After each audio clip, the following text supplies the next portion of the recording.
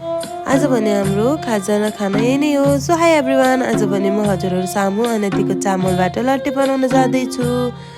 घिउ राखेर थोरै मेथी राख्छु। मेथी राखिसकेपछि भिजाएर राखेको अनतिको चामल राख्छु।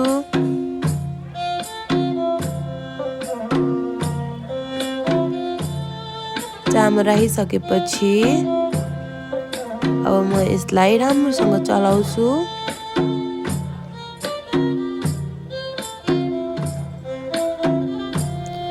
ड्राई नट्सहरू पनि राख्न सक्नुहुन्छ हजुरहरू। म भने आज एकदमै सजिलो अनि छिटो बनाउनको लागि अनि केही पनि राखेको छैन।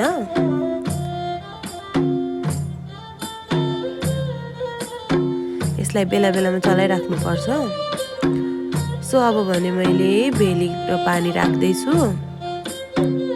यसलाई फेरि चलाउँछु राम्रोसँग।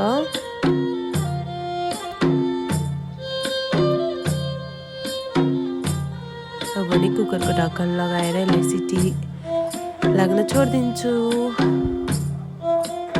सिटी लाग्यो। अब भने हाम्रो आजको